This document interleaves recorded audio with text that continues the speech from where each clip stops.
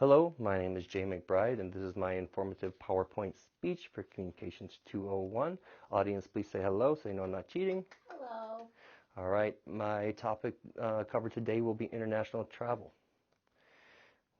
Like I said, international travel, right? Keeping these PowerPoint slides simple.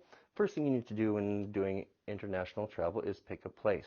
Consider the types of activities that you enjoy, the type of weather you want to enjoy your time in, whether you want a beach or to go skiing. This will also determine, what kind of clothes you pack. You know, Figure that stuff out before you pick even expenses. Some countries are cheaper, some countries are more expensive. Consider your budget when you pick a country. First place you should go after you've decided on a destination should be the Federal Aviation Administration's website. On this website, there's a lot of information about airports, transiting through airports, restrictions, precautions, and just really useful information. I highly recommend going to this website. It's a hard one. Get ready. FAA.gov. All right. Next place you should go to is the Department of State's website. That is travel.state.gov. All of these are going to be at the bottom. Don't worry about writing them down. I was just joking. On the home page, there is a tab that says Country Information. Once you click that, there's a drop down. Select the country that you're interested in, and it will bring you here. I selected Egypt. All right. For Egypt, it's colored in orange, and it says reconsider your travel. All right. When this happens, it will usually give a reason. Reconsider travel to Egypt due to COVID-19. Depending on the country, there will be different things. So take a look at this page. There's alerts, there's embassy information, and stuff like that. Also, on the Department of State's website, after you scroll down a little bit, this is a really important part. There's a bunch of really great information, but I think one of the most important parts is safety and security. It says things like, do not travel to the Sinai Peninsula due to terrorism. All right, so you want to go see the pyramids. You don't want to get blown up by a suicide bomber. Not saying that that's what happened, but, go there, check it out, be safe. You want to enjoy your time, not stay in your hotel because you're afraid. Next place you should go to is the CIA's website. Just Google CIA World Factbook. It sounds spooky. It's CIA.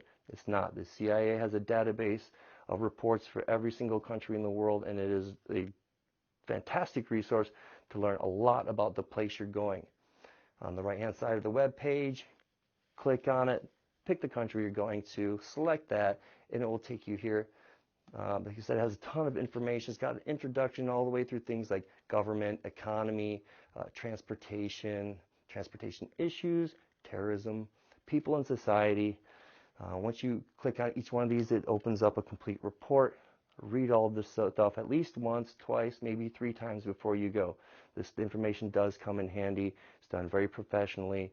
It's by far, I think, the best resource, number one resource, single resource you can go to. It's a one-stop shop for information.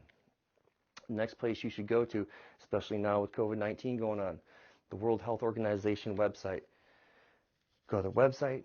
There's another drop down. It says countries. Click on it. Select your country. It'll take you to this page. Click on travel advice. There's other stuff on here, but specifically click on travel advice. It will bring you this page, and it discusses disease information and vaccines.